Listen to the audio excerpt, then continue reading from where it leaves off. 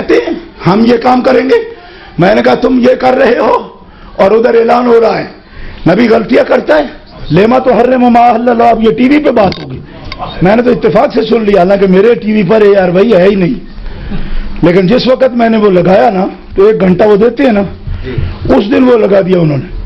اچانک میرے کانوں میں جملے, آپ پتہ نہیں کتنے نہیں سنتے تو ان کا نوٹس ہی کوئی نہیں لیتا. نوٹس ہی کوئی نہیں لیتا کہ وہ کیا کہہ رہے ہیں. کہا جی لما تحرم ما احل اللہ.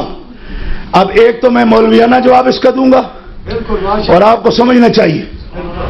پہلے میں نے آئی ویکم میں بھی کہا, میں اگر دلیل سے یہ بات کرتے ہیں ہماری دلیل سے بات کراؤ ان کے ساتھ, یہ میرا چیلنج ہے. اب بھی کتنے دوست بیٹھے ہوں گے کہ اپنی مسجد میں بیٹھے ہو جی, آپ اعلان کر رہے ہو جی, اس سے کیا ہوتا ہے. ہمارا کوئی جھگڑا نہیں, ماریں گے نہیں ہم. ویسے جیسے نظر آ رہے ہیں کوئی پہلوان ہے تو دین کی پہلوانی کو کریں گے تو کریں گے, ایسے بیمار ہیں ہم, ہاتھوں کی لڑائی نہیں کریں گے. ٹھیک ہے, دلیل سے بات ہے. ڈاکٹر اسرار احمد ہو کوئی ہو, اگر وہ قرآن کی دلیل لایا ہے نا تو پھر موقع ہونا چاہیے کہ دلیل والے دلیل سے بات کریں. دلیل سے بات کریں, وہ زور سے زور سے کریں, زور سے.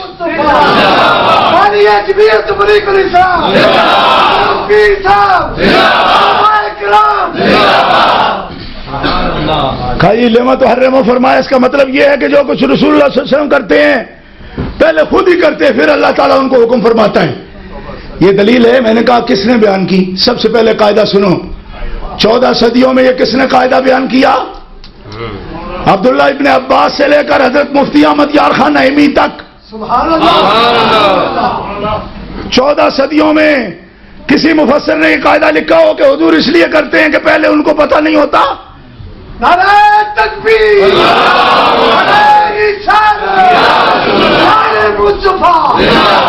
اب ڈاکٹر صاحب کہتے ہیں میں تو قوال ہوں قرآن کا. لوگ مجھے تہمت دیتے میں قوال ہوں. ہاں میں ہوں قوال.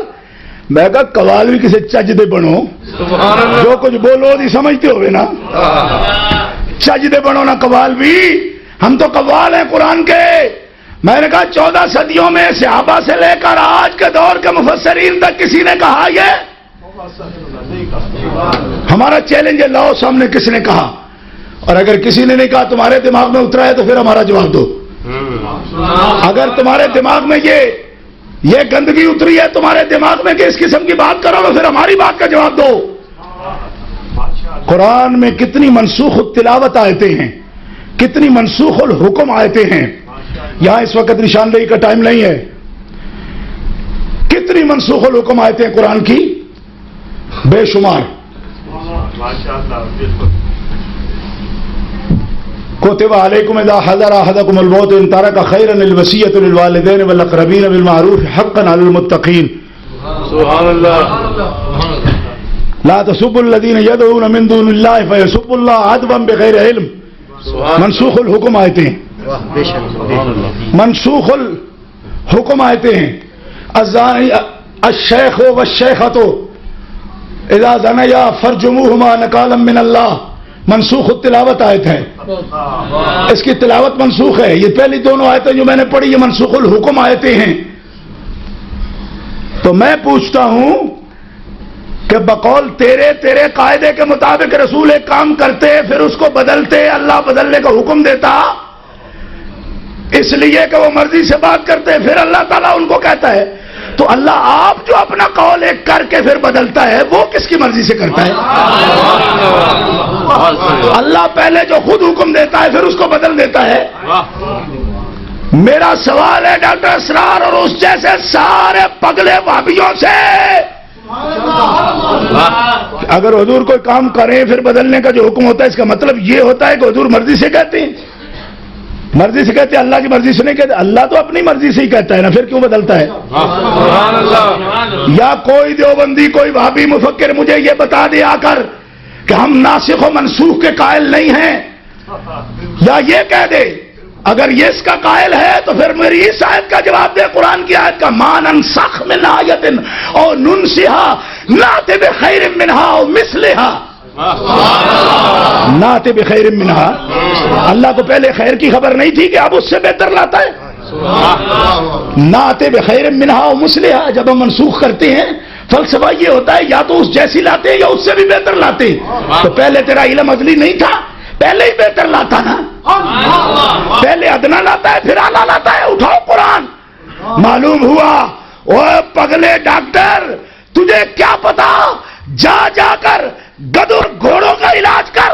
اگر قرآن کا طالب علم بننا ہے تو شیخ عبد القادر جیلانی یا نوشاد گنج بخش قادری یا امام احمد رضا بریلوی جیسے لوگوں کی نظر کا شکار ہوگا، تب تجھے پتا چلے گا قرآن کی حکمتیں کیا ہوتی ہیں۔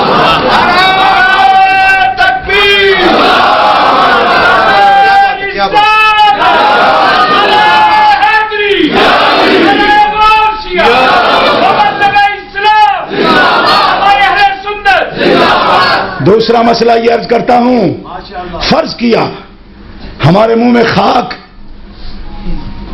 برسبیل تنزل یہ بات کہتا ہوں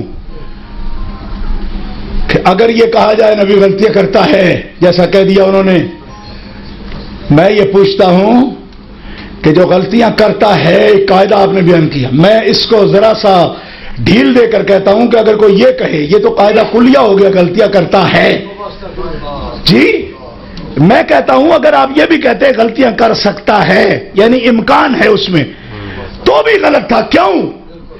یعنی یہ جملہ تو ویسے ہی کفریہ ہے جو آپ نے بولا، اگر امکان کہے تو بھی غلط ہے، غلط نہیں غلط ہے۔